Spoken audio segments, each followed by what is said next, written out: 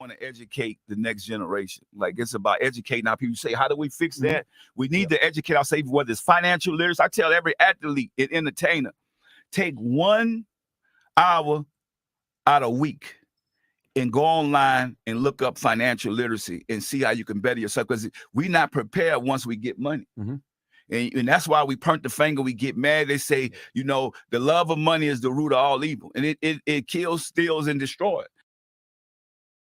I just want to educate the next generation. Like it's about educating our people. You say, how do we fix that? We need to educate ourselves, whether it's financial literacy. I tell every athlete and entertainer, take 1 hour out a week and go online and look up financial literacy and see how you can better yourself. Because we're not prepared once we get money. And that's why we point the finger, we get mad. They say, the love of money is the root of all evil. And it kills, steals, and destroys.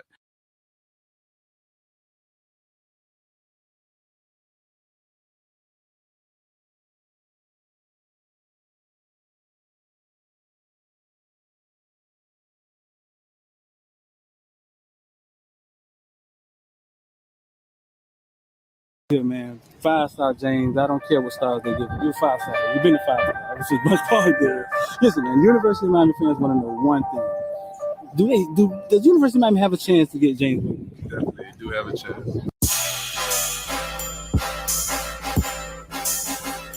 Welcome to South Florida. Yeah. Welcome to South Florida. Welcome to South Florida. Welcome to South Florida. When you on the field, is it pregame? Like, is it ever? Are you ever afraid? Does you ever feel fear, or do you ever feel pressure? Nervous. You ever feel pressure? Not one bit. None of that. No.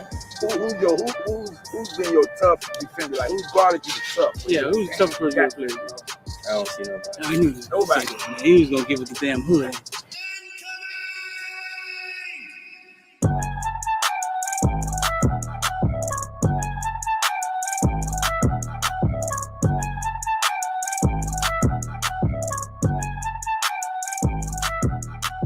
That's what I'm for. I'm a playmaker. I love receiving. I love to catch the ball. I love to go over people's head. Yeah. So I just got to do what I do. University of Miami, they land you, and then they land the number one, we call him football player, number one player in the nation, James Williams. Yeah. Both playing the same position, right? How do you envision that working? Are they telling you how that's gonna work, or? Well, I feel like me and James two different safeties. And I'm more of the ball hogging safety. He's more of the rangy playing, like you couldn't say like in the box, but like a striker position, strong safety. Right. And I'm more of the free safety. So I already know in practice that's gonna just build great competition. And when the game comes, it's gonna be easy. That's what's Because up. I know we go hand in hand because it's like we're the same person. Right. So he has like his strengths and weaknesses, and I have my strengths and weaknesses. And we're gonna he can feed off of me, learn how to, I guess, be more of the free safety, and then I can learn off of him, be more of like a closer to the box safety. Right. So I feel like we just gonna make each other better. Yeah, James played free safety. He wanted to play free safety. He was big on that. But James don't never be back at free safety. James be closer to the line than the linebacker sometimes. You know what I'm saying? But that's just him helping his team win. That's his chess. Yeah, that's it. That's him playing chess with the team. I totally get it. I covered James since he was that big, bro. I've known him all his life. I just feel like every time it's just man on man. If he wins the battle, then there goes the play. He doesn't break on the run, or if this person like doesn't take that step, or certain things. It just, I feel like you beat your man every play, and you got the best chance of stopping a team, or vice versa. Yeah. Yeah. 5-star. Lean loyalty. 6'12", 276 pounds. Yeah. After that, I just started going crazy. Tackles after tackle. Yeah, the first play was like a tackle for loss, like 6. Yeah. Oh, they didn't touch you, like. Yeah, like they did. Explain to me, though. Like, what is that about? Like, how do they not? You 6'5", 300 pounds. Is it something? Is it a swim move or something you do? Like, they don't see you? You're teleporting? What's going on? I'm too fast for a long. They don't realize you that fast when the game starts. Like, I'm I'm gonna be the best player on the field. Like, I just gotta show the world, like, I'm the true 50. I'm the next 56 up. The next. I'm gonna just go crazy this year. Like, show people like, wow, at 56. Like, show them like I want to take care of my mom. I want to put in a big house, stupid cars, big pool in the backyard. Put on for my brothers, my nieces and nephews, like coaches. I think all of them was for like having me here at this like position that I'm in now, cause like it took hard work and dedication. Without all of them to guide me in the right path, I wouldn't be here today. So I think all of them for like helping me out. Like, yeah.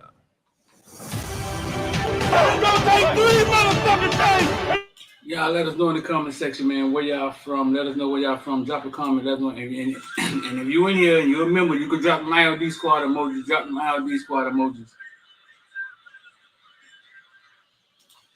Let us know in the comment section where y'all from. And if you in here, you can drop them ILD squad emojis. Drop them ILD squad emojis.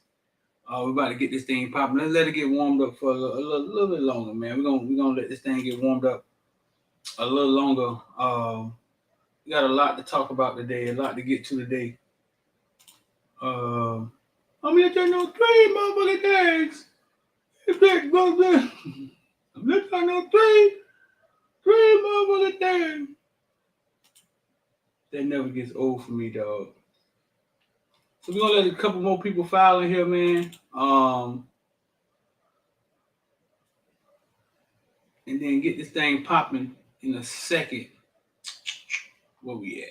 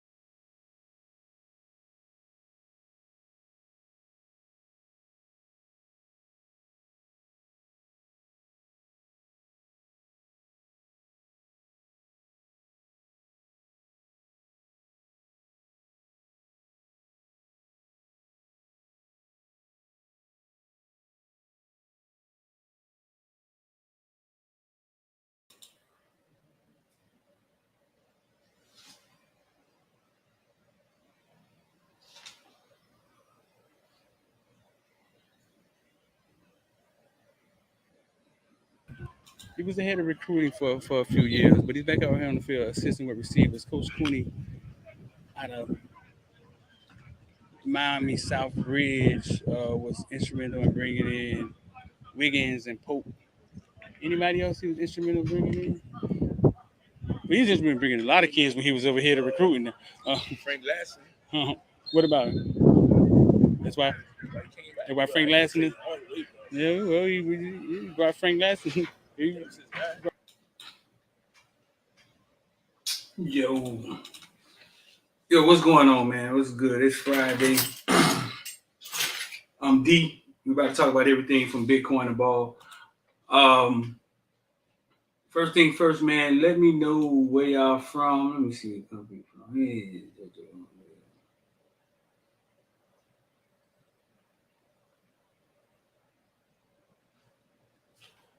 Let me see. And if you remember, man, you can drop an ILD squad emoji. 786-405-9499. I don't know what you're waiting on. Jump in that ILD squad. 786-405-9499. If you're new in here, ILD squad is Investor Die. That's where we go in and we have a platform where we show you, we show you what we're investing in. We show you our philosophies. We talk about crypto, stocks, all of that, things of that nature on ILD Squad. Just don't want to get left behind these conversations. And you can actually watch us trade, and then you can copy what we do. I mean, you can copy what we do. You can make your own variation of it. But you will have an idea of what to do that day in the market, and then eventually you'll get it. They get perks being the ILD squad. They got the NFTs first. Shout out to everybody who brought NFTs. Your prices keep going up. Lake Wells, Florida in the house.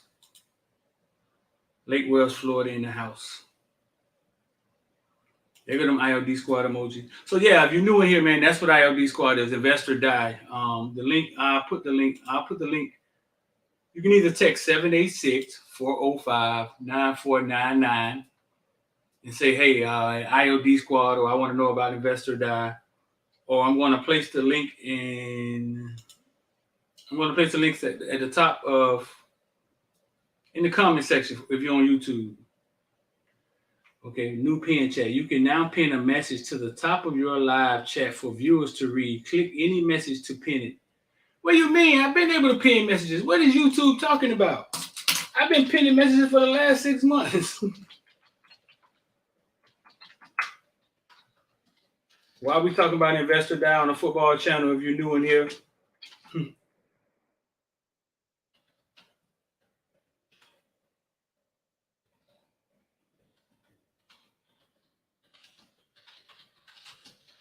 Because I feel we could jump and we could run fast enough.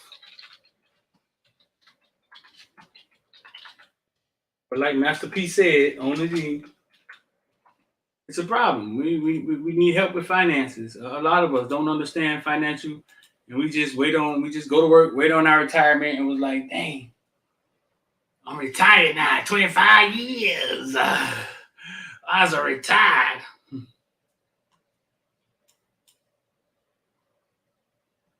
25 years. YouTube just told me that. I don't know what YouTube talk about. So listen, yeah. Real quick, y'all. Yesterday, I had a friend ask me. He was like, "Bro, I got money in my retirement, and I could switch it over to the market, and we can invest it ourselves." You know, the same thing I did. And he was like, "I heard Amazon and Google splitting. You think it's a good idea? You think that's too risky?" And listen, man, I'm nobody financial advisor at all. He's asking me, I can just tell him what I'll do. And my logic on it is this. I said, where is your retirement now? Because your retirement is in some self-growth fund, some large cap, it's in the market. It's in the market. So it's already in the market. Let's get that straight. If the market was boats, it's in a boat. It's already in the boat. I said, so if you put your large cap growth fund in a ring versus Amazon, who would win? Who would win the fight? Like if you put Amazon in the ring with your large growth cap stock that's been sitting there for 10 years, growing 1%, who would win? It's my logic on it. So who would win? So he's probably going to say Amazon, right? And then I just look at him. Not unless you want to be here for another 15 years. Hey, maybe you can cut 5 years off fucking with Amazon. I don't know. But I'm nobody's financial advisor. I'm nobody's financial advisor. It's just my logic. This is how I see it. You know what I'm saying? You're fortunate to have a large sum of money. Why would you rather keep it in the casket with wheels? Because called retirement. It's a casket with wheels. That's what the retirement is. But it's just my logic on things. You know what I'm saying? Hey, I may be dead wrong. You might put it in Amazon. Amazon might fold, and then everybody lose. Just how I see it.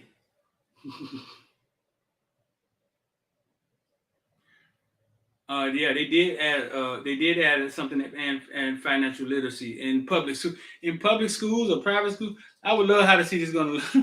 I would love to see what this is gonna look like in public school. I could imagine. I could only imagine. I guess it's a step in the right direction. Y'all guys got to see the video from yesterday. Mitchell Goodyear was here. Desmond Howard showed up to practice yesterday. He was by himself too. It was like he was just out there. Like he was just out there. If he was in the member section, and in the group me, the member group me, y'all actually got a picture of him. Put a picture of him in the member group me. If you want to listen to become a member to get in the member group me, you can either join the IOD squad. You can either join IOD squad. And it's Friday, so this is what I'm gonna do. You can either join IOD squad. It's Friday, so we're gonna cut the price down on Friday to $25. Let's do 20. You can join IOD squad today for $20, or you could become a YouTube member, and that's how you get in the group meet. I'm going forward. This may change. We may try to figure out a way to have everything all in one inclusive, but for now, that's how we're. So listen, IOD squad, $20 a day. You get an IOD squad.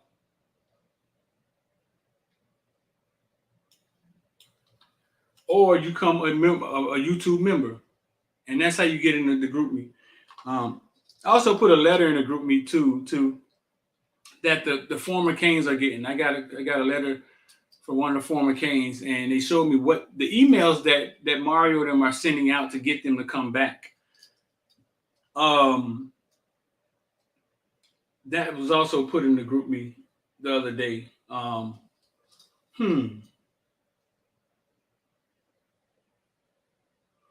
Yeah, it's the emails that's being sent out to get them to come back, and basically it's just opening the doors wide open for the alumni, bro.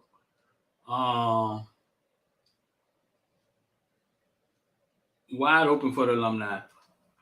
Yesterday at practice, we saw Isaiah Horton, his dad.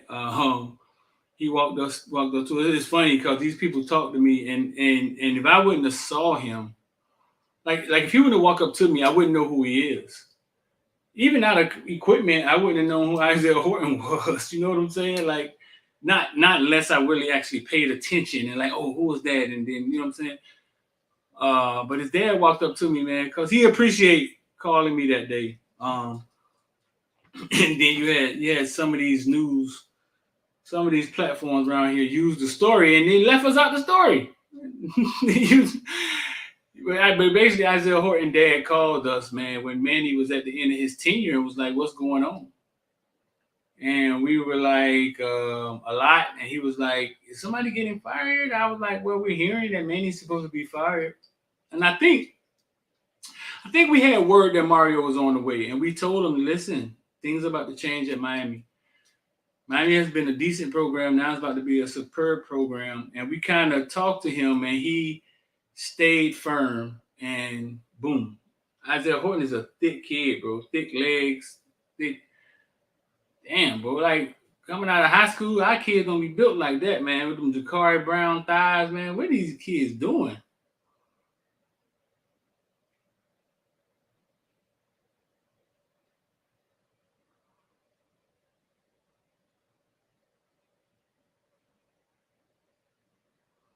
BJ, what you say? You can keep it in your retirement and still COVID hit.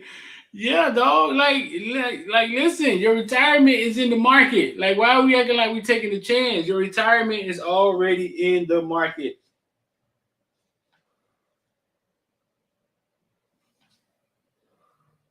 Already in the market. So you're already in the stock market. You just in the stock market in the snail. A casket with wheels or something.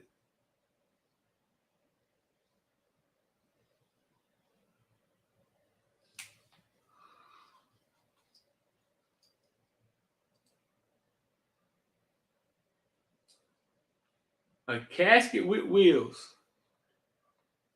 MGI says, so you the reason we ain't get dude from Dillard? Who Mortimer? I know you're not talking about Mortimer. They told Mortimer it was too short. They ain't want Mortimer. Told him to his face, too. So, yeah, so Isaiah Horton dad was out there. Who else was out there? Who else was in there? Solinger. Don Solinger came out there. He walked past me. Man, he's got really skinny, man. He's lost a lot of weight. But I guess these guys are getting up there in age. To the point where I didn't recognize him. He's gotten really small. Really small.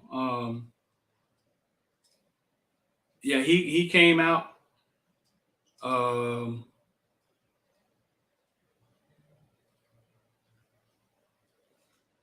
Yeah, he came out.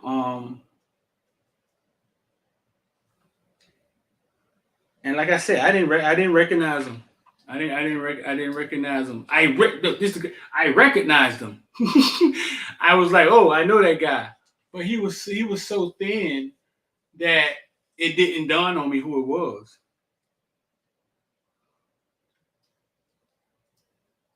DJ Ivy did get a nice interception yesterday. The tight ends went crazy yesterday. Lynch Skinner was running all through the defense yesterday.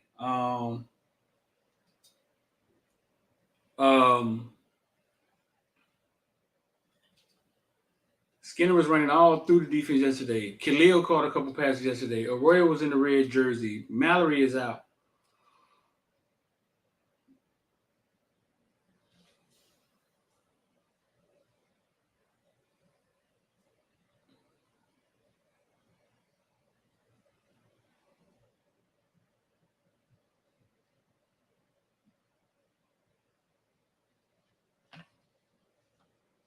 Yeah.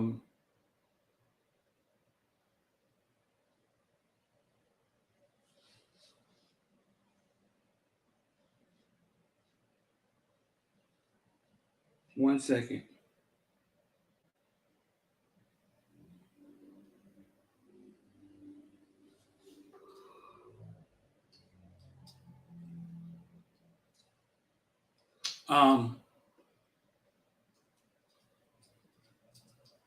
Who else looked good? The O-line blocked pretty good yesterday. A lot of inside runs.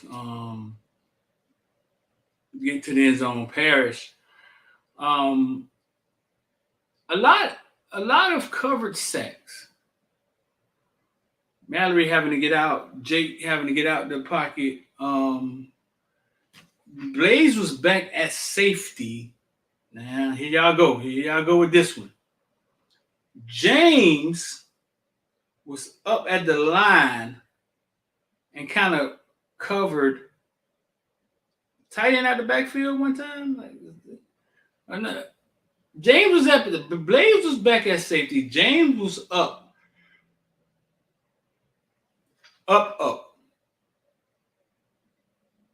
to the line.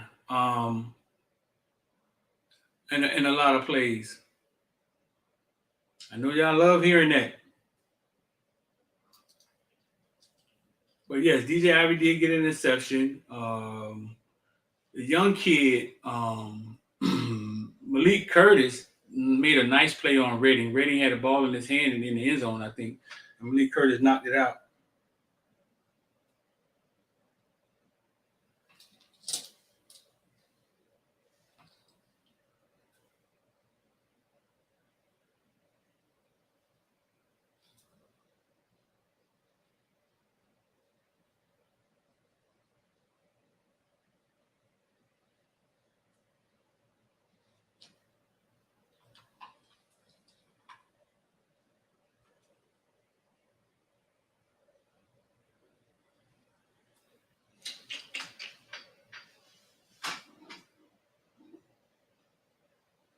Ooh, 1 second. Yeah, little Malik Curtis. Malik Curtis a little small, tiny something too.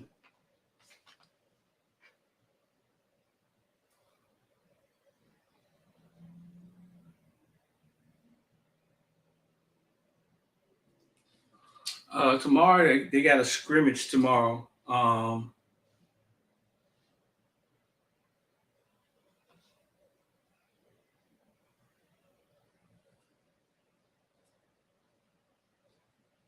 So we probably won't have access to that.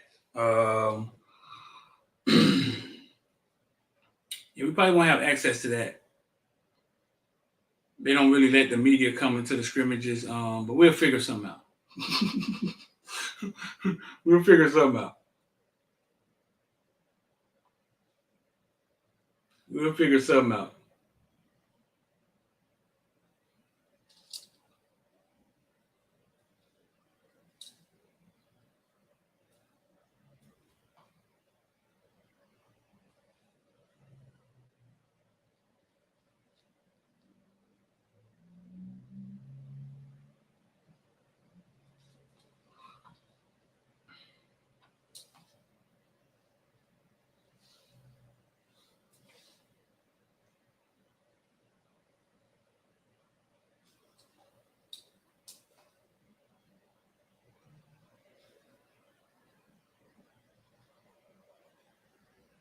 One second.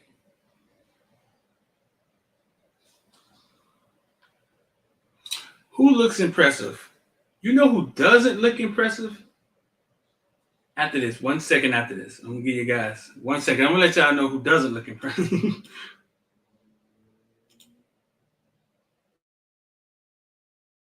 This kid, yeah. I mean, because everybody, but he's out here watching practice, checking out practice, standing next to Isaiah Horton. Isaiah Horton over there recruiting him. Isaiah Horton has big kids and some huge thighs. To be a kid coming out of high school. Who do you think the starting D lineman? Who do you think will start at D line? Harvey, Leonard Taylor, Miller, and Chaz Williams. Harvey, Leonard Taylor, Miller, and Chaz Williams. Yeah. You think we're bringing in anybody else? Think we're going to? Mike could get another big guy up in the middle, D tackle. Yeah. You good with that? You good with that being the starting defensive line? Yeah. I'm good with it. Who you looking forward to seeing? My boy Allen Hay, man. Allen Hay, big Allen Hay. Big Allen Hay should get some work this year. He had a sack the other day. Like I just talked about. Big Allen Hay should get some work this year. Chance Williams out here in the red jersey, but Chance Williams showed flashes too, right? Like the first couple of games, he showed like the best flashes. And then what happened? He stopped playing him. Right, yeah. That's that don't make any sense. Staff. But he has probably like the best pure pass rushing moves to come off the ball because he's real fast off the ball. If you had to guess, the coach that Mario brought with him, defensive line Coach Sal, what do you think it is about Coach Sal? Because it's not experience, right? What is it about Coach Sal that you think the reason Mario brought him with him? But it is experience. He has NFL experience. There you go. I don't know what the hell I'm talking about. He got NFL. He played in NFL. He played with Sean Taylor. Played with Washington. D tackle. So he's an inside guy. Samoan, I guess that's what it is. And he, them guys are usually strong. Mm-hmm. So I don't see no problem. Well, that's what's up there. He brought him up for me, and he got a great attitude too. Great attitude, always positive, man. Always speaking good energy in the air. And then the fact that he added a defensive end coach, Coach Rob Wright. Then you got Jason Taylor. Then you got Coach Stroud. So, I mean, he got so much experience right there. Right. I think we done, right?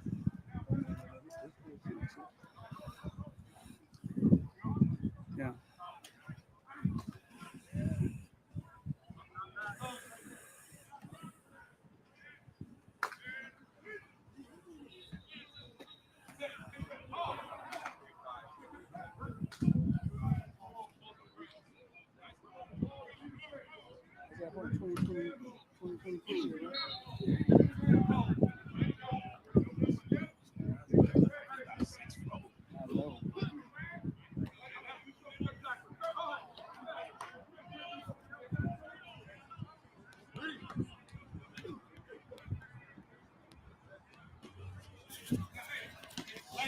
to go ahead and tweet that out on time for Coach Cooney. He back working with the receiver group.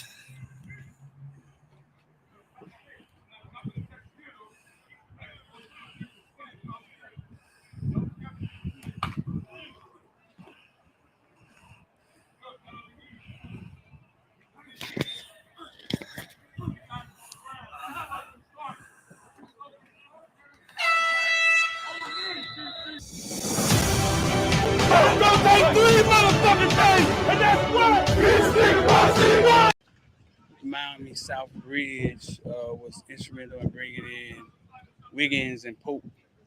Anybody else who was instrumental in bringing in? But he's just been bringing a lot of kids when he was over here to recruiting them. Frank Lassie.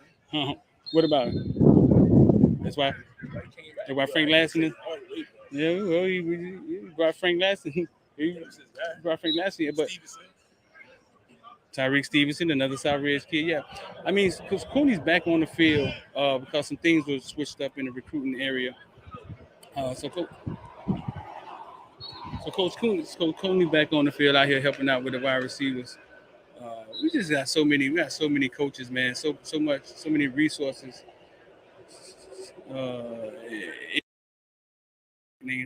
Cavassier, I think his name was. And they eventually beat Northwestern on a bunch of special team plays, some field goals, ran back a kickoff. Yeah, in that game they basically defeated Miami Northwestern because of special teams plays. And the coach after the game in the huddle was talking to the team. He was like, "Hey, we knew this." The IMG coach was like, "Hey, we knew these guys were going to be fast and aggressive, but we knew they sucked at special teams." He said it for real. I got it on camera. He said it. But yeah, that's Michael Redding. But Michael Redding, man, we're looking forward to Michael Redding getting it together, man, and getting some PT and getting on the field. So shout out to Michael Redding.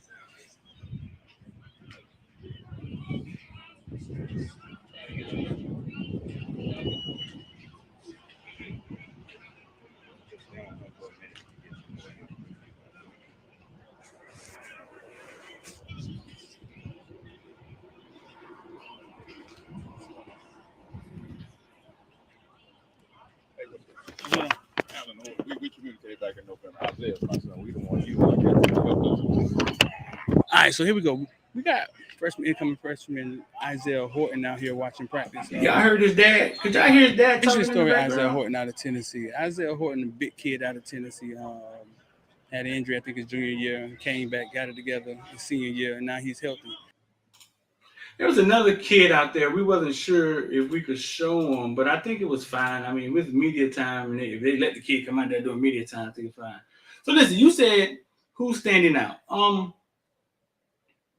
not gonna say who's not standing out. You know what I'm saying?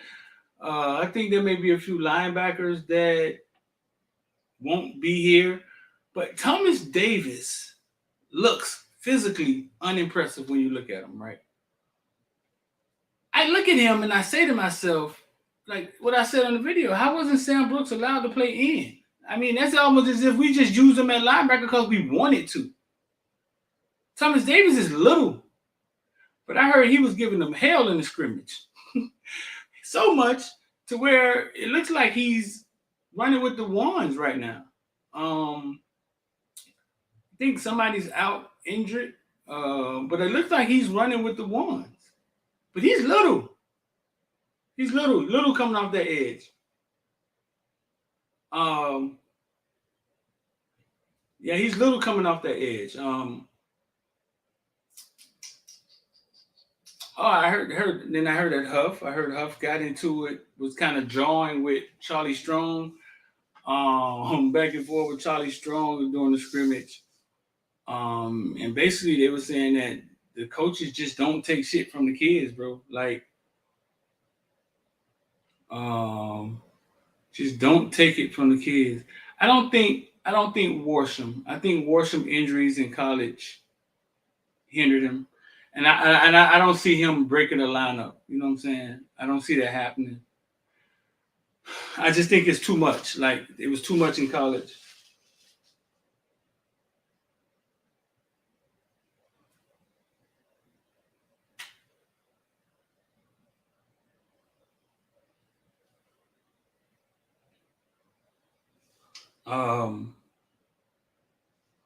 Yeah, I just think I think he was committed to Alabama at one point in time, where Alabama wanted him, and we was on our goofy shit with, oh well, Alabama wanted him, so that means he must be good. And then we went after him, but I think the injuries was too much.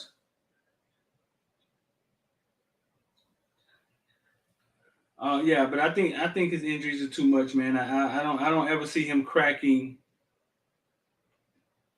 I don't see him cracking the lineup, bro. Uh,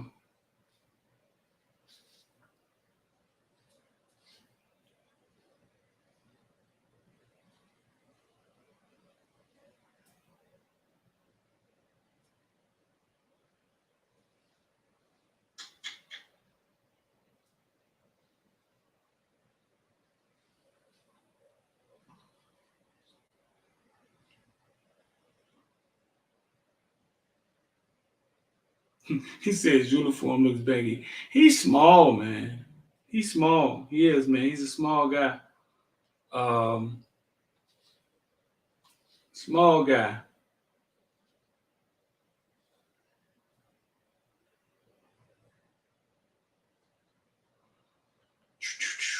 Listen, man, if y'all want to come on here and ask questions, man, hit me up 786-405-9499. If y'all want to come on here and ask questions or talk, hit me up and I'll send you a link. 786-405-9499. But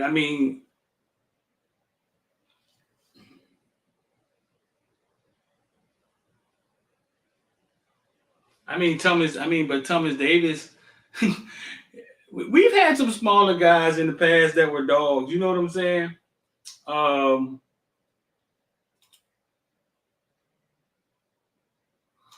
We've had some smaller guys in the past that was dogs. So I'm not saying he can't be a dog.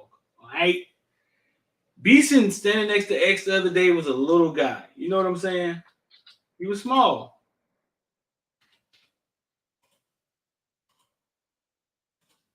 Little guy. And X was just like, man, he was small, but he was a beast.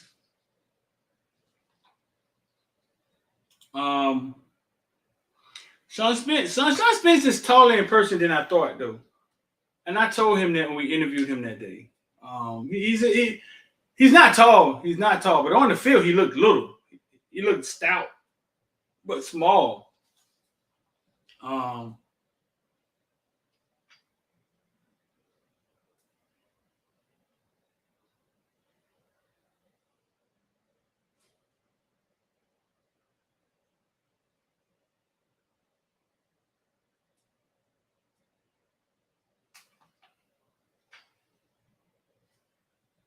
1 second.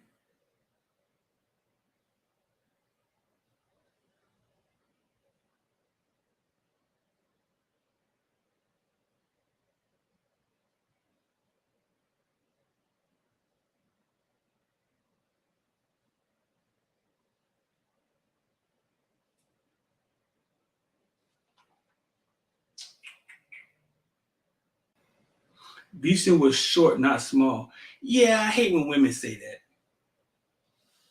that. Don't women always say that when you call a woman big?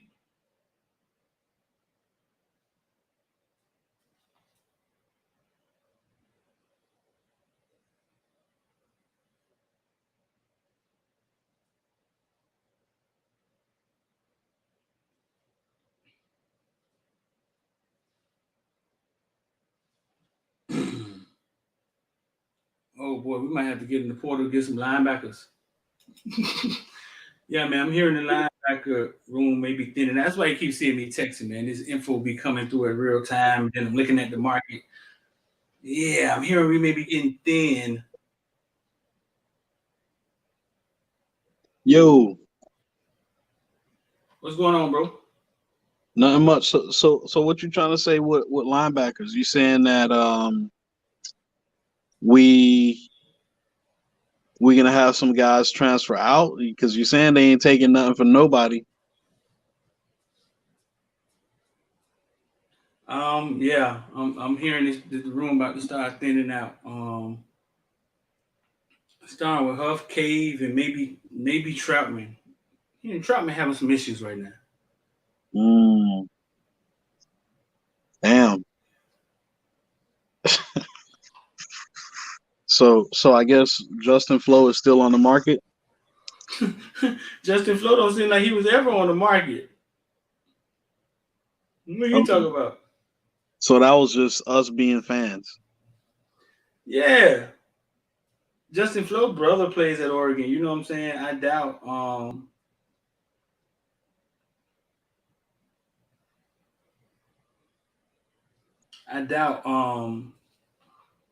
Yeah, he has a little brother that I doubt he leaves Oregon. You know what I'm saying?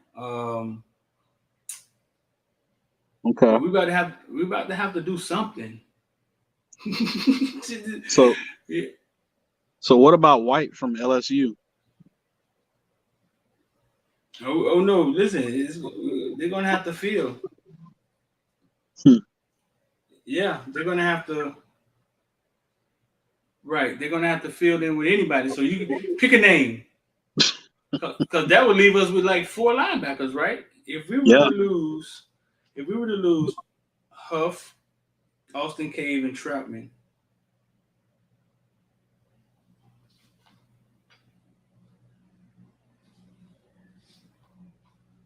If we were to lose all 3, yeah, that would leave us like 4. Yeah. Well, you know it's crazy because when we look at this particular unit, we look at the linebacker unit, we do have to say that it after Pinckney and Quarterman came in, did their thing, it just it's one of them crazy things where there's truth and lies to recruiting rankings, right? So there's some truth when it comes to guys that are like can't miss blue chip guys where all the recruiting services is like, this is the guy, right? And you see it from not only eye test standpoint when you stand next to him, but also the film doesn't lie. Right. But it's one of those things where sometimes when you start getting into the 4-star guys, maybe there's some bias that comes with it. Maybe it's a geography thing.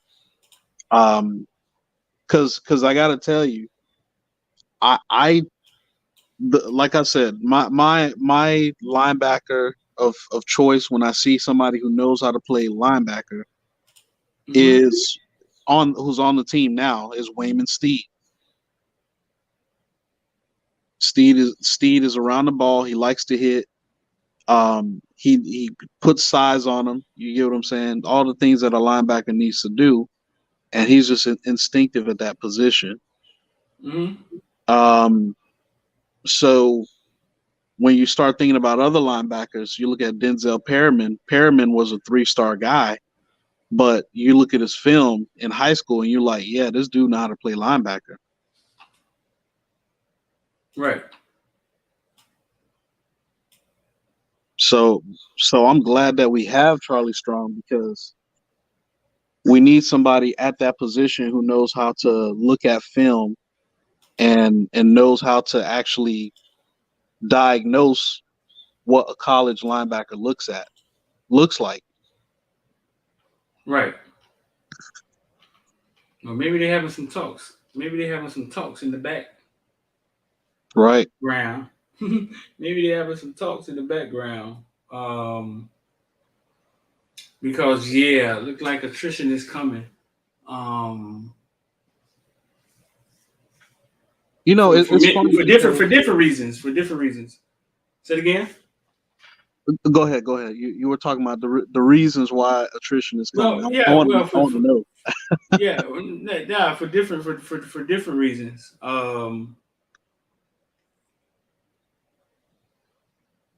Like I said, I know they said Huff got into it with Charlie Strong, but I just think that was banter back and forth on the scrimmage. Right. Austin Cave, man, for him to be from Alabama, linebacker, film looks decent, and not even sniff the field, something can't have to be right. And then we know Troutman was Troutman's a wild card. I mean, he's prone to get in trouble. Part of his linebacker makeup, you know what I'm saying? Right. So it's all different reasons.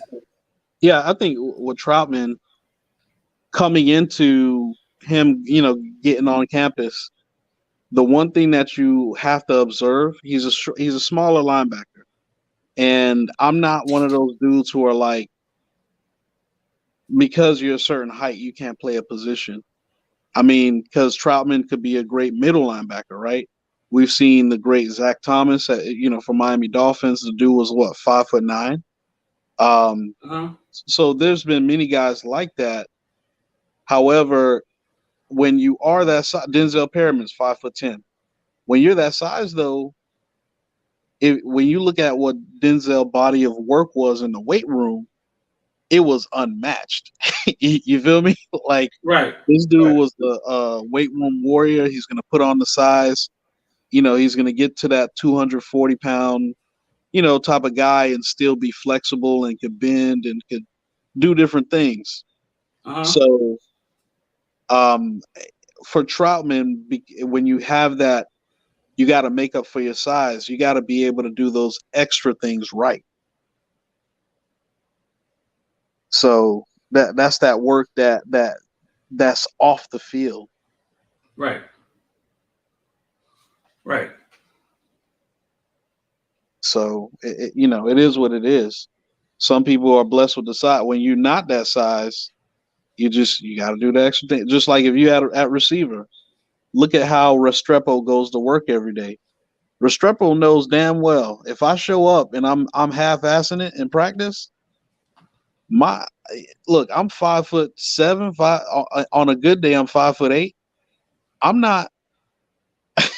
They'll replace me so quick.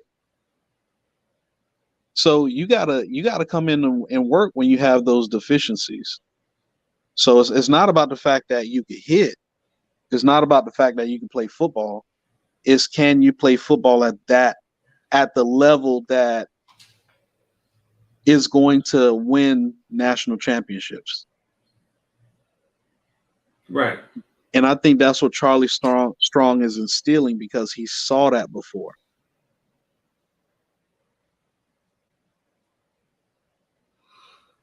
Somebody said Troutman isn't small. So he 6'1", 208. That's what I see in the chat. I don't know if he's 6'1". I don't see 6'1". I don't know about that. I see. What do you from what I see? I see like 5'11" and a half, somewhere around there. Yeah, I don't know about that. You see shorter than that? Yeah, he about 5'11". I'm talking about 6'1". Okay. Yeah, he doesn't appear to be 6'1" to me. All right.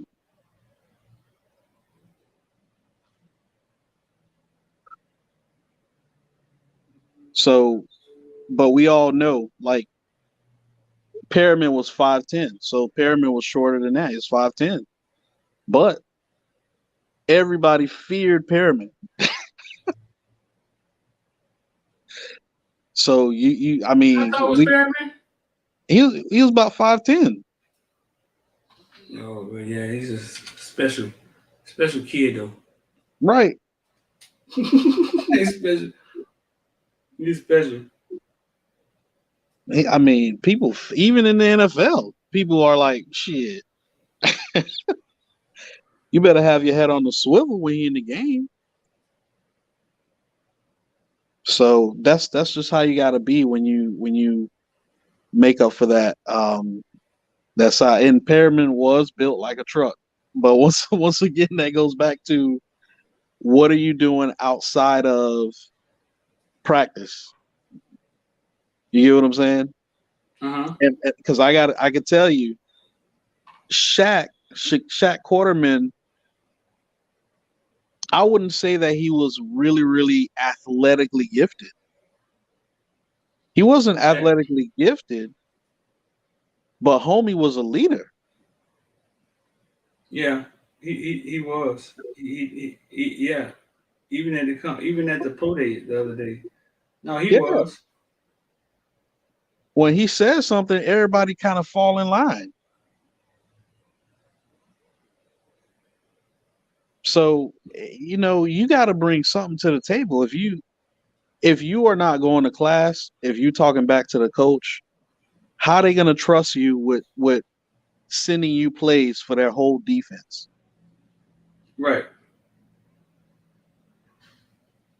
Right. I mean, but a lot of it is, a lot of it is about trust. Yeah. A lot of it.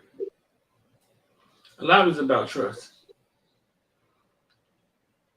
So Shaq issue was I see Shaq was a liability in coverage. Yeah, he like I said, he wasn't no burner. He was never gonna flip his hips and turn around and cover nobody. but he was gonna make sure everybody was in position. And if he know he ain't gonna catch no receiver, no slot receiver, no tight end, nobody. He knew it. So he said, well, let me go ahead and safety. Go ahead and cover me on this side. You know what I'm saying? Do something so that way you don't get burned. You know, a lot of times, you know why those guys are successful in the NFL, and which this doesn't make sense to a lot of people. They're successful because the NFL is actually easier for some of the players. It's more direct. It's almost like they could niche use you. Oh, so you're good at this, then we'll use you to do what you're good at. And some people don't understand that. You know what I'm saying? College sometimes is coaches trying to fit pegs in the circles and triangles into and I've heard that numerous times about the NFL. Mr. Black Positive, you got a question, bro? What's going on? It's me, JR, man. What's up, bro? What up? Nothing, chilling. How y'all feeling? We good. All right. No, I was just going in about Shaq, and I would take Shaq right now on this team. I would love to have one Shaq on this team. He's playing well in the NFL. Like, I've seen him give the Dolphins hell. Yeah, Shaq is a very smart player, and in NFL they like to like you were saying, they like to put you in position to win. They coaching. They put you in the position where you can fit best at. Right. They're not gonna have him like our defense covering linebacker, covering tight ends and slot receivers and all the crazy job Manny was doing. Yeah, exactly. And that's part of. I mean, when you start to think about it from a scheme perspective, could you cut Manny some slack because he knew we didn't have those type of instinctive linebackers? We had a different core of guys, so that's why he relied too much on that. What is that defense where you got what is it called? Not star. What defense? What do we used to call that position? Striker. Oh, striker. Yeah. What about it? Well, I look at I stopped giving Manny any credit after FIU, to be honest. So it is what it is. Everything after that was just a blur. Yeah, I knew after the FIU game, I knew that wasn't supposed to happen, and that no real coach that's ready for this would have walked in there and let that happen. You know what I'm saying? But at that point, then it's like, well, we hired Manny. Then I started realizing, oh man, this is like it's going through the veins. Like this can't even be fixed on Monday through Friday at the practice field. Like, No, it's rooted. The problem was rooted. And that's when I started saying, just keep Manny, like just keep him, bro, because they're not gonna do anything Yeah, they're not gonna do anything active. They had you out here defeated, Streeter. I was. I mean, we was about to stop calling it through Caneville and all. No shit. That's when we started calling it Crib Talk. Real talk. Wow. I'm being honest with y'all, fool. That's real. That's when we started calling it Crib Talk because we realized that, well, if they're not going to fix it, we watching the decline, we watching it slide. We just got beat by Alabama. Like we were Bethune-Cookman. Yeah. And to fans, if that wasn't clear to you, that's true. The gap between us, the teams, and it's like, oh my God. Right. So I was saying to myself that this shit is finna go in the gutter. Might as well don't commit to Miami.com because kids are going there and walking the plate. You know what I'm saying? Like the kids are fucking going there, walking the plate and walking into the goddamn ocean. Man. Yeah, I think I'm joking. Yeah, I don't think you're joking. It's just funny. It's so sad. It's funny, bro. Rich know it's real. Rich know. Yeah, and the biggest thing is, I started feeling like Luke. That's when I started talking about Luke, and like maybe Luke felt this 10 years ago. Yeah, 10 years ago. Maybe. Yeah. Because he understands corporate and white America and how money works. Maybe he been felt it, but I just started to feel it. And I was like, hey, this shit's not right. No, if they would have brought Manny back, that's when I was done. It would have been over. Yeah, I wouldn't have looked forward to this season at all if Manny would have been back. But I would say this too. It's so funny how when you ask Manny that question, which of course we made the NFT out of Manny Diaz. When you ask Manny that question, Manny act like that question was foreign. Like it was. He's like, what? What do you mean? What do you mean? And it's like, wait a minute. So everybody in America, because you even see it over at 247 Sports, where they like, yeah, so all these 4 and 5 star kids that are coming from Florida over the past 10 years, only like 29% have been going to the big 3 in Florida. So all the people, the whole world knows those type of statistics, but Manny, I guess he flunks statistics. Anyway, I'm going to get off of that.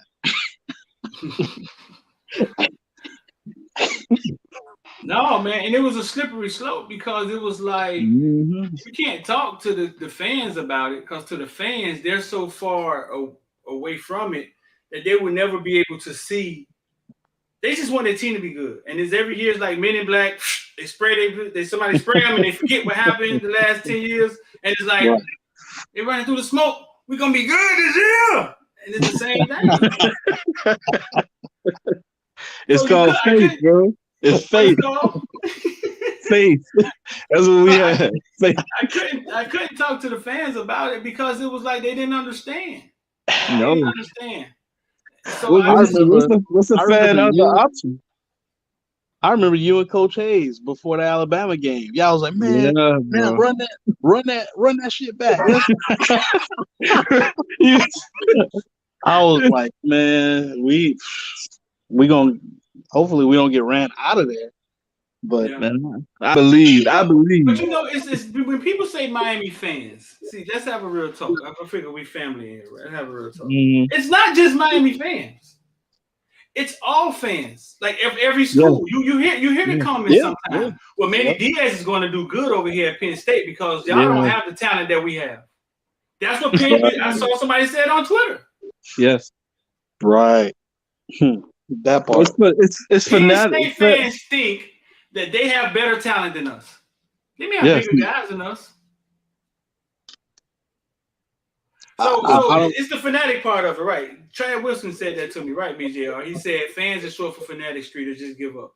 But when you think about it, I just watched the documentary, and I don't want to go down this slippery slope. I just watched the documentary on Penn State, and they fanned them after that Joe Paterno, all that craziness. They really was like, hey, let's just play football. We could get over all that. Just to play football. Like, if you don't see the craziness in that, then I don't know what. They literally were like, "Hey, we could get through this by just playing football." I was like, "What?" They really were delusional. And that's exactly what they did. And they haven't really had a lot of winning seasons until they hired Coach Franklin and basically did the same thing, clean house with that regime. Yeah. Well, what's his name did a good job. O'Brien. He did a good job. Yeah, he was decent. He was decent for sure. He did. He had Al Golden wanting to go there. I think Al Golden bitched us or something for more money. But he damn sure got what he wanted. Yeah. Yeah. But yeah, I don't think it's just Miami fans. It's not Miami fans. It's all fans are fanatics. And I saw Chad Wilson the other day, because I always used to tell Chad, man, listen, you do a recruiting service. You want people to listen to your advice, but you never tell them your kids in the NFL. And he never wanted to bridge that gap. He never wanted for people to come. But that's just how we think as people. You know what I'm saying? That's the humbleness of us as Black people. He didn't want to use his kids to pump up his service, right? Right. Yeah. I say, bro, that is the dumbest shit I've heard in my life.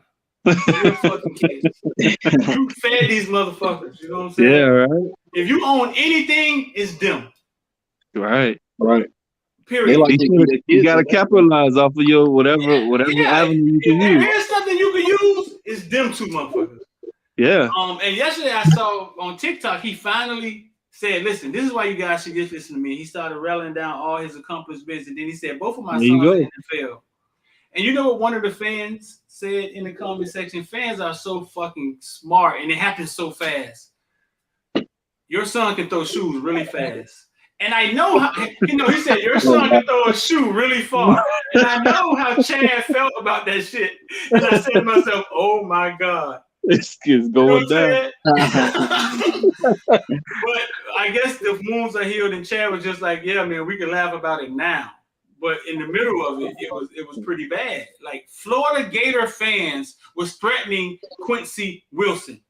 Can we have a moment of silence for that? Not Quincy, the other Wilson. What's the other little brother name? Nico. What his name is? Marco Wilson, yeah. Florida Gator fans were threatening Marco and his family. Now, how do you go from commit to Florida, we got Marco Wilson, we gonna kill this motherfucker because it's called delusion. It's called delusion. Obsession. I watched the whole y'all, Rich, y'all both smarter than me, dog. Make it make sense, dog. It is crazy. We're not smarter than you. It's just different. But people have different types of intelligence. That's all it is. But no, it doesn't make logical sense, dog. Could y'all please make sense out of it? I don't. Well, it's just like religion. Like if you take any religion, that's how they look at it. They look at it as their religion. So if you take any religion, you're basically willing to sacrifice yourself on this. They believe in it higher than themselves. So to them, him doing that was personal to them. You cost me my enjoyment. You cost me everything. That's how personal they take it. Think about it. People getting tattoos. They getting tattoos. Yeah, I had an old time when I lived in South Carolina. I was watching the UGA game. I think it was UGA versus Clemson. And I had a UGA fan there, older guy, he was probably like in his mid-40s or something like that at the time. And he started telling me a story on how Herschel Walker is the reason that he is no longer racist. And he started crying when he was telling me this story. Now Herschel Walker is racist. Yeah, right? The irony of that. Right. What? That is epic, dog. What? Man. Herschel Walker turned you to the light? So where he went? So why the hell? They swapped. Right? Man, so what was the story about? How did Herschel Walker do this, though? Man, he just started telling me on how that was his daddy's favorite team, and he kind of knew his dad's viewpoint, but every time he would see Herschel run, he was like, "Look, if any man can toe the rock that many times and do it week in and week out and work as hard as he does and be an upstanding citizen for our Georgia community, I just can't be right." I said, look at here. I went to the altar. I got on my knees and I said, "Look, I've had this racist thing in me for a long time, and every time I watch a Herschel, this is what he said. Every time I watch a Herschel Walker highlight, I tear up a little bit because I remember that was a crazy story. That's an epic story, though, dog. And I'm not BSing you either. Because to be racist, Michael Jai White did an interview, man, and he talked about three I ain't gonna say Ku Klux Klan members. It was three white guys that were racist. Somehow he ran into him and wanted to talk to him. His wife was like, "No, baby, don't do it." And he said, "I wanted to understand. I wanted to talk to him because I wanted to understand. Like, let's talk about it. Like how, like, let's make it make sense." And if I remember this correctly, one of the things he said was that, he said, I think they said that they don't like black people because they shoot, rob, they're aggressive people, and they steal. And to make a long story short, he said, do you think rich black people, like rich, wealthy black families, steal from other wealthy black families? And they were like, they thought about it. Mm-hmm. It was like, and they said no. And they said no. And then he asked them, "Do you think rich white people steal from each other?" And then we ain't gotta go there. But then the other thing he said was that. So he said, "So listen, if I wanted to live in your neighborhood, you guys wouldn't want me to live in your neighborhood?" And they were like, "No." He said, "So you can believe in the Bible?" And they were like, "Yeah." They believe in Jesus. They was like, "Hell yeah." Then he said, "So somebody from Jerusalem came, right? Moved to your city and tried to move in your neighborhood, right? You wouldn't allow them?" And they said no. And he just left that at that. Yeah, because racism is not something that makes sense. It's something that's taught. It's a learned behavior. There's no sense. There's no sense to racism because literally race is a social construct in itself. Race is literally made up. So there's no. If you go to the continent of Africa, those people are more genetically diverse than people all over. You have more genetics closer to people that are Caucasian than you do of some Africans. Race literally is just made up. That's why the whole construct and the whole idea of it is silly. Mm-hmm. Made up, dog. Like made up to the point where. Yeah, to the point where it doesn't even make same thing with our football argument. It's like if you think about it, it don't make sense. Like don't make sense. No. like if you really start breaking it down, it doesn't make sense. You know what I'm saying? Yeah. But that kind of scares me, like dog, about the mind and Oh no, humanity is crazy now. Humanity is a sick, but it's also I don't get into the cynicism of it because I see the goodness of it as well. You know what I'm saying? True. Not saying that turned that man from racism because obviously he's still racist. If he thinks that only one good Negro makes him not racist, he's obviously racist. Like, what if you don't run fast? Yeah, what if you don't run fast? No. He's not one of the good ones.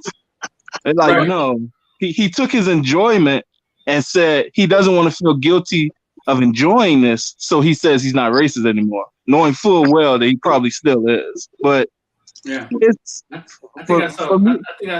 saw Tanya Harding at practice yesterday, bro, and two of them didn't want to agree with me. She on the video. She right on the video. She flashed by her one time. She's on the goalpost. Tanya Harding. Remember Tanya Harding beat up Nancy Hurricane? Man, you just threw a curveball. Yeah, right?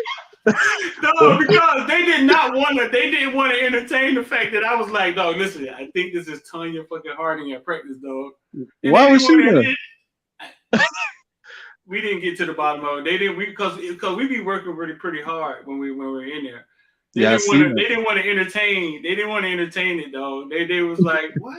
I was like, dog, that has to be Tonya Harding. She's on the video though, right in front of her. We flashed by her. She's standing on the goalpost. I was like, that has to be Tonya Harding, dog. So what was she? So what was the? Does she have like a son who's a prospect or? She had on UM stuff, bro. Listen, she was an athlete. I wouldn't be surprised if she got a nephew out there. I wouldn't be surprised. Well, she might just live in Miami. And he was an Olympic athlete. Yeah. To me, that's what it looked like. You know what I'm saying? So I don't know. We may figure it out later. But no, back to what we were saying, man. Like the mind, like as I get older and wiser, I start realizing, man, our mind could be flipped one way. Yeah. Like flip one way and can't even see the other side. Yeah, that's why it's a human thing. It's to keep us safe.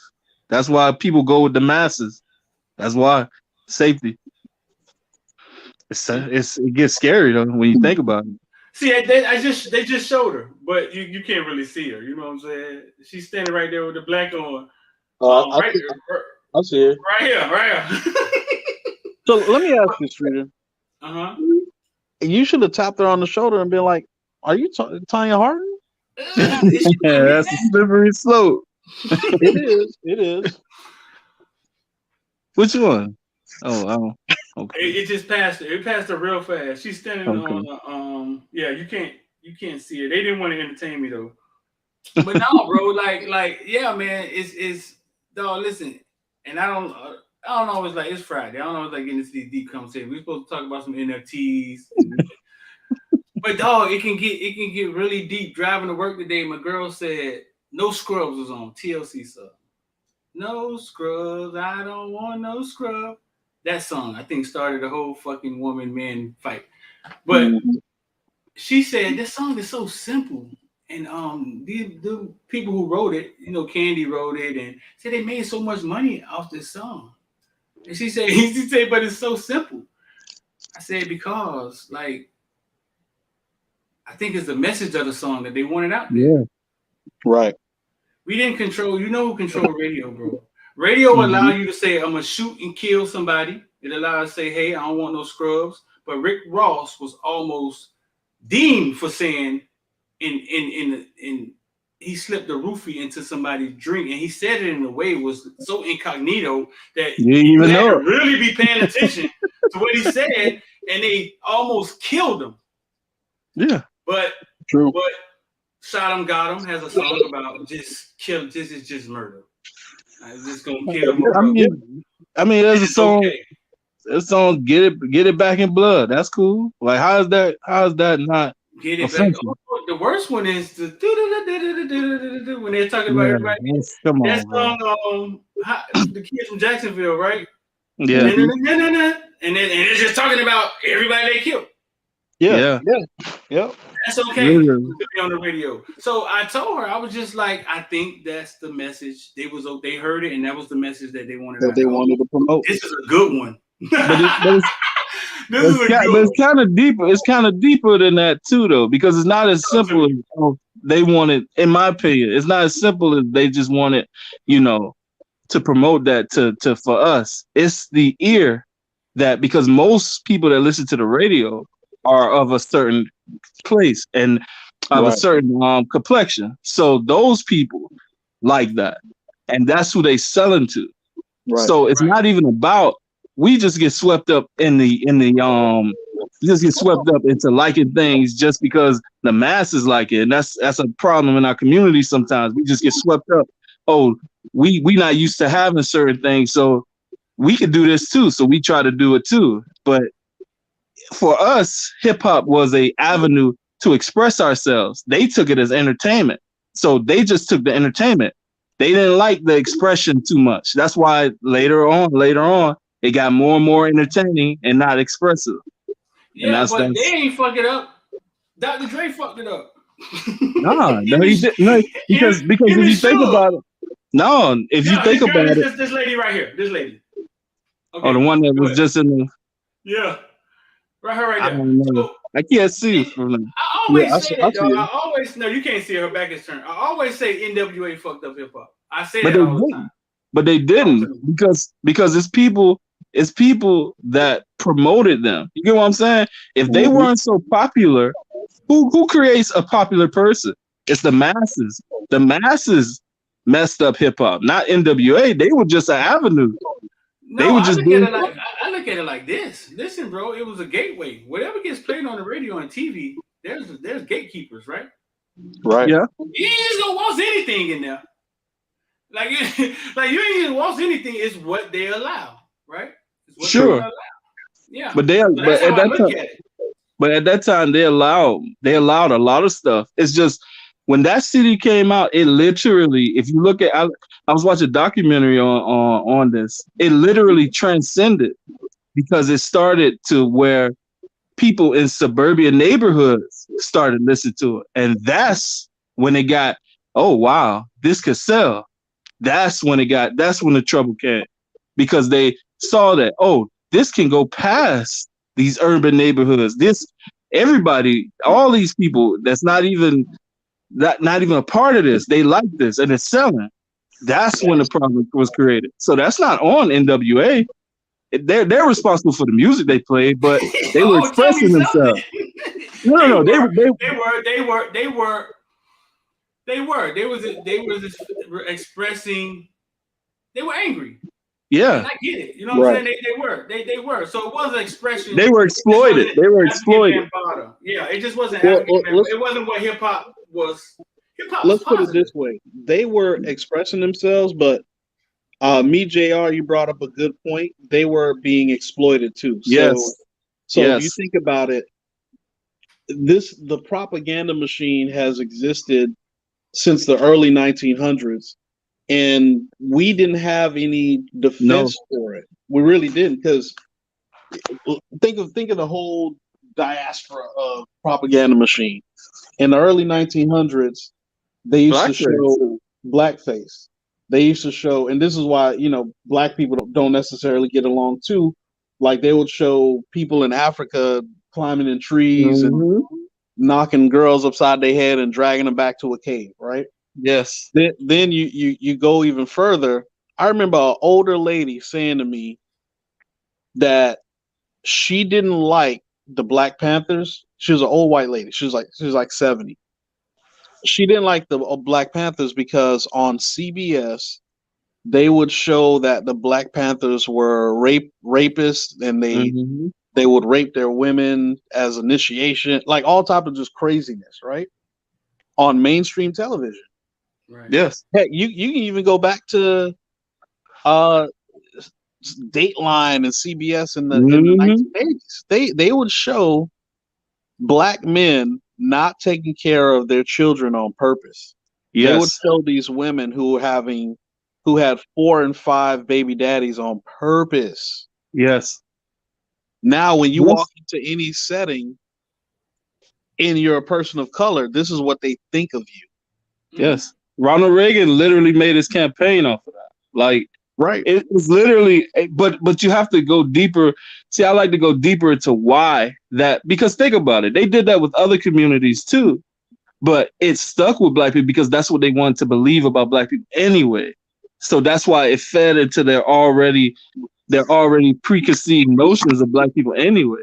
Now, they went overdrive with it. And because they went, like you said, the propaganda machine, because even if you look back at a movie like King Kong, that's basically an analogy for blackness. King Kong is literally an analogy for blackness. Exactly. And think about Gone with the Wind. It was played in the White House. As racist as that movie is. Somebody said, Elk said, but do you blame them for speaking about their life or their system that put them in those circumstances? Is a cause and effect. And when he said that, it just made me think that all of it is a cause and effect. The killing, yeah, it is. It is. It is. What's the name? Say 2 Live Crew. Maximilian say, what about 2 Live Crew? What effect did it have on women? But think about this too. I want us to think about this too. Those young men who are shaping culture were not even 25. Yeah, they were young men. So they didn't experience anything. They hadn't been outside of their block. No. And this is almost an interesting scenario, because one of the things that we preach with Footballville is IOD. We preach IOD, right? Invest or die. We talk about the staggering statistic of players who go broke. Yeah. We talk about everything that's going on with NILs and some of the things that might come down the pike, because this is something we've seen before. Why is it so important for the youth to listen to people who already done gone before them? Well, Why? there's a scripture that says, and not to get too biblical, but it says, I call the wise. I mean, I call the young because they're strong, but I call the old because they know the way. They know the way. That's what we have to go by. So even from that perspective, we even see how our community dates right now. We date based on Jay and Bay. We date based on, you get what I'm saying? These celebrity relationships that don't have nothing to do, no reality, with our survival. Right. We look at a young lady who's I'm not gonna mention no names, but forget it. We look at Nicki Minaj and we see how she bought her husband, right? And so every lady thinks that they're gonna go buy themselves a man. It doesn't work that way. You see how small Thomas Davis is? That's Thomas Davis? Wow. Number 95? I thought it was a walk-on. Wait a minute. You got me confused now. Wait a minute. God, no, the 95 don't even look at the 5-second. That's him though. He's little though. But they say he gave him hell in that scrimmage. I hope so. Yeah, he looks like an outside linebacker. Yeah. He has long arms though. He has very long arms. Yeah, he looks like a outside linebacker, which when he goes to the NFL, they're gonna have him play. He's small, dog. He does. He looks like Make-A-Wish. He looks like bring your kid to work day. But that motherfucker's with the starters. He was going out there with the ones. So hey. and yeah, to back that up, shout out to the Bullyville coming through once again with the $9.99. It's all right now, Bullyville. You used to come through in 1999. All right now. I already know what time it is. I know what time it is. Now let's keep our agreement. Now I don't even know who it is. But you know what I mean. Well, the one thing I see what you're doing, bro.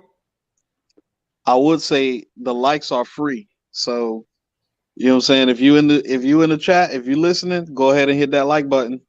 It's free. But I would like to see on Friday. Friday is payday. Who's gonna donate more than Bullyville? Man, we don't get donations, man. I don't know, man. That's only for the other people. I get donations. Hey, get donations. I saw that. 6'2", 220. They saying Thomas Davis 220. What? He might be. Wow. They saying he's 6'2", too, but he is standing next to giants. Did they wear him with his pads on? I don't know, bro. That don't look right. But they saying he's 6'2", too. But he is standing next to some big dudes, huh? Even 220 is kind of light. Yeah, 220. Yeah. He might be 6'2". Mm-hmm. It is light. So how did we get on this, man? We were talking about what we were talking about. How we get on this, man? We were talking about fans, right? Mm-hmm. And the crazy shit fans do, man. But yeah, bro. I mean, fan is short for being fanatic, bro. And this is not. I've given up trying to logic with them, but I understand. I'm not saying I'm better because I once was like that, and I tell the story all the time. When I became the media, and I would go to Florida State with Carson them, and I had to cover other things. My eyes opened, and I was like, "Whoa, we've been mediocre for a long time." Mm-hmm. Yeah, we think we're on our way back, but we're closer to San Diego State And that was like 8 years ago. I was thinking that. And we got worse. After Mark Rick, when Mark Rick was here, I still was, a believer, a diehard Miami Hurricane believer. But then after when that last year that Rick was here, it showed me a lot. It was like, hold on. And then when they hired Manny Diaz that fast, I said, oh, they don't care. And I knew they didn't care. But I was like, we can overcome that. We can overcome that when Rick Young was smart and dumb at the same time. Yeah, real quick. I was like, oh, they don't care no more. But then this is what turned me for real. When I saw the young people coming up in high school not caring about Miami, that's when I knew. I was like, oh, it's over. They don't care. They look at Alabama the way they was looking at Miami. I was like, oh, that ain't good. Yo, but real quick, before you finish that thought, I want to say Kyle Branch coming through for the 99 in the 2000. You see him? Trying to help out Bullyville. Man. That's what's up. No, I knew at that point, I was like, oh man, they really don't care. I'm like, we took the typical, and at first I was like, we go keep the terms change, all the recruits that we had, we go keep. I'm like, okay, I'm with it. And I saw that first season and how just the way that we lost. And I was like, nah, this is sorry. And the excuses, the excuses did it for me. It was like, what are you talking about? Like, regular people can see stuff. Like, we're not supposed to be able to see stuff the coach can't. Like, we're regular people. Y'all are with these people. How are we seeing stuff? Y'all basically, we get on YouTube and then y'all doing what the people say on YouTube. I'm like, oh man, something's wrong. Man, I gave the logo a lot more credit than I should have. I just assumed that, listen, man, these college coaches, they get paid a lot of money. No. They gotta be smarter than me. When I asked Manny after the Alabama game, hey, did you think that they were going to pass the ball as much as they did? He said, no, we thought they were going to run the ball. And I was saying to myself, I yelled for 2 months that Bryce Young is motherfucking, I don't know, like he's the next coming. And if we're depending on him to lose the game, we fucked. When we lost out the buys, every bye week we lost. I knew it was over. It was, come on. We made no adjustments. When we go back to the spring game, when Bryce Young was an incoming freshman because he came in early, Saban himself said, yeah, Bryce Young is that dude. But I'm not going to start him because Mac Jones has more experience. He's been in this thing for a while. I'm going to go ahead and give it to Mac Jones. I'm going to give him the reins, and I'm going to see what he could do. Right. You know how Nick Saban is. He old, so old people don't hold no punches. They know they go into that upper room soon. You know what I'm saying? So they going to say what's on their mind. Mm-hmm. And we heard him say that. And we was still like, oh, yeah, they're going to run the ball. Come on, man. Cal said 1001 talking about Lee Bullyville name up there. I just want to beat him. I didn't even know you could send any amount of money. I didn't know you could send 1003, 1002. Mm-hmm. I thought it was like some set prices. Mm-mm. You know, come to think about it, I think you got to like slide this thing. So could you imagine Kyle trying to get it just right, trying to slide just at work on the forklift? Doing too much, bro. Trying to make it into the weekend. Elk said, yeah, Street, I remember you saying he was a better Kyler Murray. I said it. I was telling people, like, listen, bro, this is his first star. I get it. Yep. This ain't the motherfucker. Like, I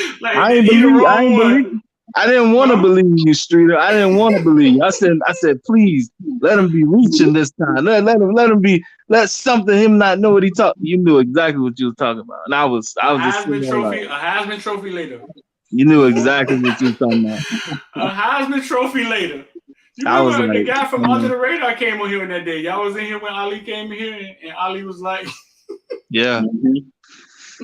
Yeah. yeah. What he said? All right. He said, all right. He ain't throw 8 touchdowns, but he threw 5 or something. It was something like that. Yeah, it was Jesus Christ. He killed, and he was balling. And my thing is, I can lose to Alabama. That's not. It's how we lost. It's just the defeat. We didn't even look like we had a chance. Right. And we didn't even look. And every team that we played that was a real team, we looked like we didn't have a chance. The Clemson, like I couldn't take that. Like it was embarrassing. LSU, like it was just embarrassing. And then our players would be talking to the other. I'm like, no, stop. Right. No, that's how far we have failed. I mean, that's how far we have failed. And once again, fans in their mind thought that we were still close. They couldn't see it. Mm-hmm. They couldn't see it, and that's the scary part to me when it comes to the mind. You know what I'm saying? Like, yeah, that it can be manipulated. so blind. Yeah, you could be so blind because your emotions are attached to something. Yeah, right. That's why the best Ponzi schemes and the best cults and stuff like that, they play on your emotion. They play on emotional attachment. They want to get you. I was just watching Nexism on Netflix. What was that? Cult? Oh yeah. Whatever. I don't know how to say it. I know what you're talking about. Nexus. I was just watching about that cult. I didn't see how it ended. How it ended. It's all, you get somebody up so high that they become dilute. You gaslight them to the point to where they really believe. Well, our minds work like that. Our minds literally will condition itself to take whatever we're in. So we literally will believe it.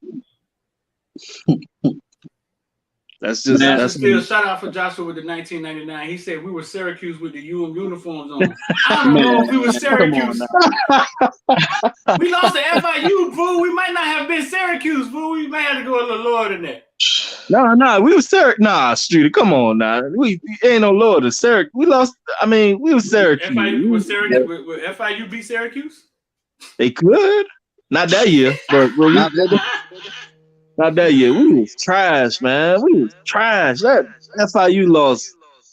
Oh my! We lost to Georgia Tech that year too, I think. No, we lost to a lot of bad teams, man. Louisiana Tech. Yeah, dog. Yeah, bro. Oh my. Who else? Louisiana Tech. Who else we lost to in one of the bowl games? Washington State. Washington State was straight though. They had Mike Leach, but see, that's that mindset right there, right? See, that's what gets you walking down that path. It was Washington State, fool. I'm still trying to get delivered, man. It was Washington State, fool. We talking about Mike Leach. It was 2-star quarterback. That Louisiana Tech we were starting high quarterbacks. Our quarterbacks were high starting. Come on, man. Like, we didn't even score against Louisiana Tech, right?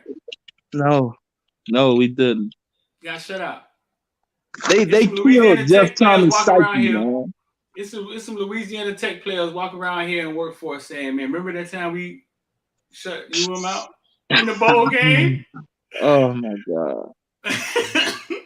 Oh, that's Tanya Hardy right there, dog. I know it is. Jesus Christ. Yeah, dog. It's some of them walking around here saying exactly that. But we lost to I think that Georgia Tech team won 2 games or 3 games, bro. Look at the FSU team we lost to last year. Come on, bro. They were terrible. Garbage. They got beat by Jacksonville State, didn't they? Come on. Yeah. And I got to say this too. Based on them booting out Willie Taggart after a year and a half. Right? Oh man. I don't know what they see in this coach right here. I just don't know what they see. You know what they see. You know. You just don't want to say it. They but I literally think it's partly, the obvious, and then I think partly they waiting on Dion, but I don't think Dion leaving. And you think they want Dion? Yeah.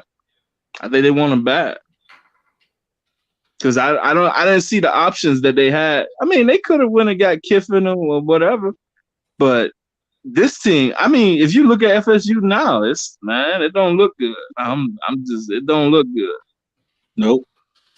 The way they talking, it don't look good. At FSU, that game when Jeff Thomas caught that long bomb, I know a big booster for FSU. When you remember the game Jeff Thomas caught the long bomb, I think that was the Wiggins game too. I'm walking on the sideline for halftime, and I'm like, man, and we beating them, right? I'm like, man, I don't want to see FSU. I don't want to see Willie Taggart lose his job because we had Stan Stafford, Sam Hughes, Telly Lockett, those guys were on the staff, and I know how hard it is sometimes for them guys. And I'm texting this to the booster, right? You know what I'm saying? I'm texting this to him like, man, I don't want to see him lose his job, bro. Because them guys are going to have to find jobs, and it's hard for them guys to find jobs. He texted me back one sentence, 2 words. He's gone. I said, oh, so much for that. He got fired like the next day, dog. Or that afternoon. Wow. He got fired like that afternoon. I text my dog back like, damn, you could have told me it was going to happen like now. Nah, you was probably the straw that broke the camel back, bro. He probably thought about what you were saying and said, you know what? It's over. It's all right. It's all right. No, he said he's gone. Like, no, it's too late. We decided that last week. There's no fighting. Hey, but Willie, a year? He was there, I think, 2 years, a year and a half, kind of. But yeah, but they did them. I don't like it.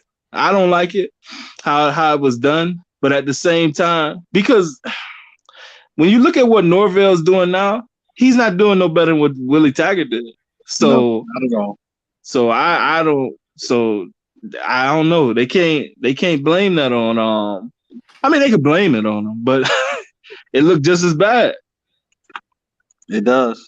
Maybe worse. I mean, I don't know. It is worse. It is worse. They literally haven't been to a bowl game. And like the same time when I got Taggart and Manny fired. Yeah, you did. Yes. Shit, you killing them, man. So when that Taggart NFT gonna come out? I'm gonna say he's gone. I said, damn, that was cold. I was pouring my heart out and shit for my homeboy. It would have been really green if he said he's gone and them too. Nah, because he actually knew the dudes too, but he was like, man, he's out of here, man. It's over. So listen, man, real fast. NFTs, because I've been on here way too long. NFTs, bro. Like, I know a lot of y'all don't understand what they are. You know what I'm saying? Me and Rich is a project me and Rich work on, and we're going to continue putting them out. We put out 5. We got more coming.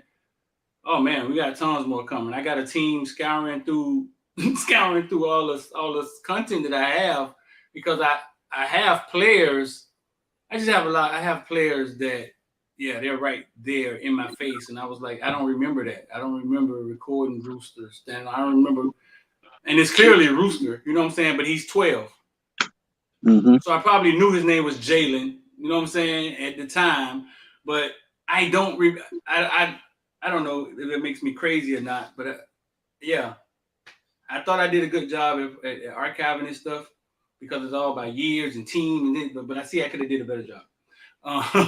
Could have did it by names and words, but those things that we have, what we're trying to do is get you guys to invest with us as like a team, as a whole, as a family. See, it's not like you're just buying. I mean, we just buy shit. It's Friday. Today we just gonna buy a lot of shit. We go to the store, we just buy shit. We buy shit we don't open. My girlfriend got clothes in there, don't have no tags on it. If we go see New Edition, she gonna say, I ain't got nothing to wear. We just buy shit. We just so what we're trying to say is as a community, we could buy some shit that can actually pay you back. And the ones who brought it at first, the price of them have already went up. But I understand you guys don't understand. I see a lot of people go click and go to it. They probably get turned off because not understanding how to buy. We got a link about that. I get it. I get it, man. But you're not going to say, Streeter didn't say NFTs, cryptocurrency, all this shit can make you some money. You ain't gonna put it on my goddamn, cause we gonna look back on these days and this is gonna be just like Bryce Young. When you sitting your ass in that stands and they get their ass whooped and they passing more than they running, and Manny in the press conference talking about, we shut their run game down. Oh no, you didn't. You just let them throw the ball all over goddamn field. They can only do one thing at a time. If they could have did both, they would have did both. If it was two balls, they would have handed that motherfucker off and ran it and been effective with both of them. And you know, when you say you shut the run game down, that's all on perspective, because I don't call 200 yards rushing shutting the run game down. I don't know. I've never. Bro, he said it in the press conference, though. And my first thought was, nope, you just let Bryce Young fucking play 7-on-7 out there. You can only do one thing at a time. So if you're having success passing, then you're not running. Right. Oh my God. So I don't even know how I switched to that. How did I switch to that, Rich?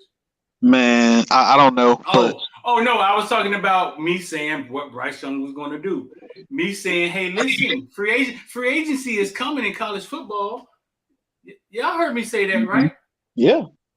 When we was at Lorna's, and really listen, we still down with Lorna's. It's just they started opening too early. It was too much noise. It would be too much noise. Free agency is coming in college football. It's about to be wide open. Y'all remember your boy saying that, right?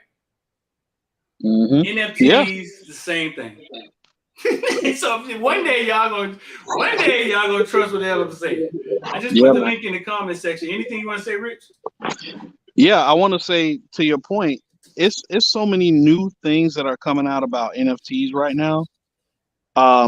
You know, which I'm learning about myself.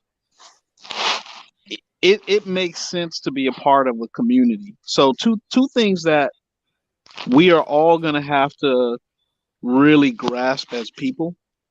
Mm-hmm. Number one, we are all going to have to become communal virtually, meaning we're all going to have communities that we're a part of virtually, from the perspective of, even you see how YouTube is doing it. On YouTube, people have their favorite channels that they follow, just like Footballville. So it ain't no different with NFTs. NFTs is going to be an extension of that. But the other part of that is we're also going to have to start building our presence virtually as well. We're all going to have to be able to do that. And the beautiful part is, if you're a part of what we're doing with NFTs, you're already a part of a community. And as that community grows, one of the things that differentiates us from some of the other communities out there is we strive to give the folks that purchase these NFTs value. So we talked about what we do, what we would like to do for some of the players. We've also talked about what we'd like to do with the fans who are fans of the players. And, you know, one other thing, I was just thinking about it this morning, is which Streeter and I have to put a date on when we're going to do it, but we're going to announce the winner of who won the $1,000. So I think we have 3 people in the running for that. So those are tangible benefits that you get within this community. And as we go forward into this digital age, we got to understand how communities work, and we have to understand what those communities could do for you. So we're doing something that most of the people out there right now still don't understand. And you guys get to understand it because this is what we own. So that's all I got to say for Friday. Sometimes just being early is valuable. Like having something early. Like, damn, they dropped that in 2022. One of y'all got to mute y'all mics. They dropped that in 2022. So just like what Richard, just like the first ones to come out. What was the first NFTs that went crazy that came out? What was the name of them? From my recollection, it Tell was them the floor on those things. How much those things it cost? Not you got the apes and then you have the other ones, right? Mm-hmm. You got the apes and then you have the other ones. What was the name of them? Of course, we all know the apes because they got their own coin now. Shoot. Right. But I can just only because imagine what they look like doing. little digital men. They're not even good drawings, but just because they were first, they were one of the first ones. You know what I'm saying? That 200,000, I think, is the floor. Yeah. Right. For the ape, it's more like 250, 260. Right. Right. So yeah, and the ape just created a coin. So sometimes just being early and first on something, bro. Sometimes just being early and first on something, having it early is value to it. And we're trying to get you in early. Anything else you got, Rich? I was gonna say, speaking of the floor price, real quick. The other neat thing is that we get to what we love in this space right here, the Footballville space, is that we're talking about kids who grew up and came from the crib, right? We're talking about, in the crib, of course, South Florida on up to, you could say Orlando, maybe even further than Orlando for some kids who mess with Footballville. But we're also kind of building a brotherhood in the sense where these folks will always give them their flowers. Let's put it that way. Right. So the community is basically one where we don't forget about what Joe Yearby did when he was in high school. I mean, as impressive as Dalvin Cook is, we don't forget what Dalvin did. I saw the interview with Hard Time, right? Right. Do y'all remember that team? You remember that Booker T team, man? With Mark Walton, they had all them receivers, Antonio Callaway, and yeah, I have to say, I think Hard Time said it, but Callaway was probably one of the best receivers I have ever seen come out of high school. I mean, even when he was in college, even though he kept getting in trouble, he was probably one of the best receivers in college. Right. He was just different. He was different. I think we was in the space, and even Luke was like, one of the best receivers he ever saw was Antonio Callaway. I mean, yeah, and we have access to that down here. And even though they may be casted aside or thrown to the side by, the rest of the world because they ain't make it in the NFL or, they for whatever reason they were injured, they got in trouble, whatever. We still remember. So that's kind of what this community is about. And the NFTs is kind of something that bonds the community, not only from a fan perspective, but from a monetary perspective. Because we monetize our own stories. So I think it's dope, man. I probably went too deep, but it's Nah, you didn't go too far. You good, bro. So listen, we've been here way too long, man. Host from Holloway, 2 hours we done been in here, bro. It's Friday, man. We about to get out of here, man. Me, JR, appreciate you, bro. I know you're gonna fell asleep over there. No. I was listening. I'm very interested in our conversation. Thank you all. Thank you for having I appreciate me, you, man. Yeah. So listen, man, 786-405-9499 if you want to get down with Investor IOD Squad. The NFT link I just put in there. I put it in the comment section. I'll put it again.